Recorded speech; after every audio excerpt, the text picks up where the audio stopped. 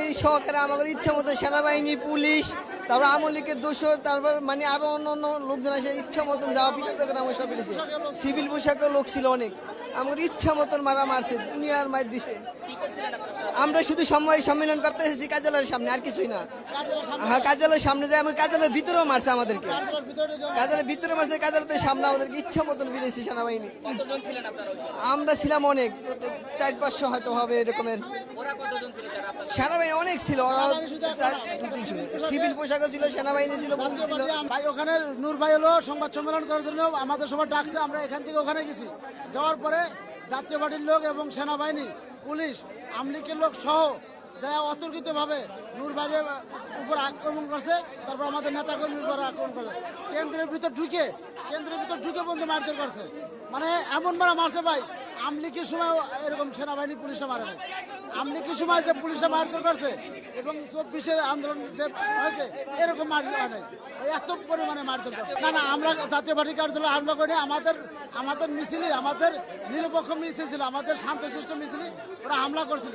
আওয়ামী লীগ সহ এবং আওয়ামী লীগের যে কিংস পার্টি ছিল, জাতীয় পার্টি, আপনারা দেখেছেন যে 17 বছর আওয়ামী লীগকে ক্ষমতায় টিকিয়ে রাখার জন্য জাতীয় পার্টি একটি গুরুত্বপূর্ণ ভূমিকা পালন করেছিল।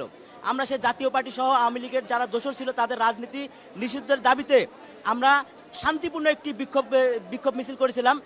আমাদের হাতে কোনো অস্ত্র ছিল না, কিন্তু আপনারা এই শান্তিপূর্ণ মিছিলে জাতীয় পার্টি হামলা করেছে অতর্কিতভাবে, এবং সেনাবাহিনী এবং পুলিশ তাদেরকে প্রোটোকল দিয়েছে। আজকে আপনারা দেখতে পাচ্ছেন যে আমরা ওই মিছিল শেষ করে আমরা যখন আমাদের কার্যালয়ের সামনে অবস্থান করছিলাম, তখন অতর্কিত একটি মিছিল আসে এবং সেনাবাহিনী এবং পুলিশের প্রোটোকলে সেই মিছিল আসে এবং আমাদের উপরে হামলা করে। আমরা বলতে চাচ্ছি যে জাতীয় পার্টি, পুলিশ এবং সেনাবাহিনী মানে সবাই মিলে আমাদের উপর হামলা করছে। আমাদের জাতীয় পার্টির সাংগঠনিক কার্যক্রম নিষিদ্ধের দাবিতে গণ অধিকার পরিষদের কর্মসূচি ছিল।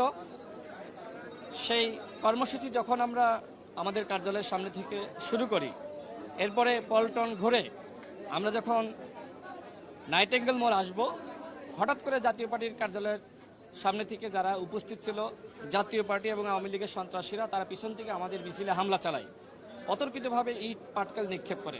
সেই সময় আমি নিজে আহত হই এবং দেখতে পাচ্ছেন আমি সহ অনেকে সেই সময় আহত হই, ঢাকা মেডিকেলে ট্রিটমেন্ট নিয়েছি। এরপরে আমরা এই হামলার প্রতিবাদে একটি মশাল মিছিল শুরু করি। মশাল মিছিল নিয়ে যখন আমরা আবারও জাতীয় পার্টির কার্যালয় হয়ে যখন আমাদের কার্যালয়ের সামনে যাব, তখন এক ধরনের সংঘর্ষ জাতীয় পার্টির নেতাকর্মীরা, আওয়ামী লীগের নেতাকর্মীরা শুরু করে, তারা আবারও হামলা শুরু করে। তো যাই হোক, আমি এবং আমাদের সভাপতি নুরুল হক নূর আমরা মিছিল নিয়ে আমাদের কার্যালয়ের সামনে অবস্থান করি এবং আমরা ঠিক 9:30টার দিকে যখন প্রেস ব্রিফিং আমরা শুরু করলাম, আমাদের সভাপতি কথা বলার আগে আমি জাস্ট কথা বলা শুরু করব, তখন সেনাবাহিনী এবং পুলিশ এসে যৌথভাবে আমাদের উপর হামলা চালায়। মানে আমরা বুঝে ওঠার আগেই ব্যাপকভাবে হামলা চালাই। এই হামলায় প্রায় শতাধিক আহত হয়েছে। নুরুল হক নূর, তার এখন খিঁচুনি উঠছে এবং তার নাক মুখ সব ফাটিয়ে দেওয়া হয়েছে।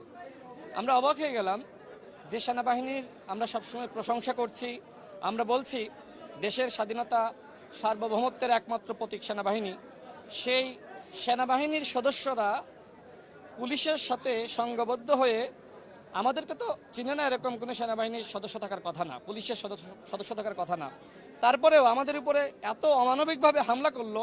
নুরুল হক নূরকে চেনার পরেও তাকে সেনাবাহিনী এবং পুলিশ যৌথভাবে তার উপর হামলা চালালো এবং আমাদের সেখানে আরও যারা নারী নেত্রীরা ছিল, যারা নুরুল হক নূরকে বাঁচানোর জন্য এগিয়ে এসেছে, তারা প্রত্যেকেই আহত হয়েছে। এই হামলায় শতাধিক আহত হয়েছে। আমরা এই হামলার বিচার দাবি করছি।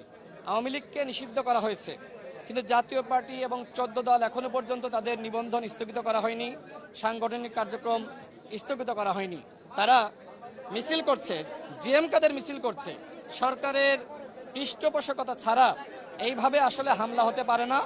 আমরা জানতে চাই ডক্টর মোহাম্মদ ইউনূসের নির্দেশনা আছে কিনা এইভাবে আমাদেরকে ছত্রভঙ্গ করার জন্য, অন্যথায় কিভাবে সেনাবাহিনী এবং পুলিশ এইভাবে আমাদের উপর হামলা চালিয়ে আহত করলো। আমরা এর সুষ্ঠু তদন্ত এবং বিচার চাই।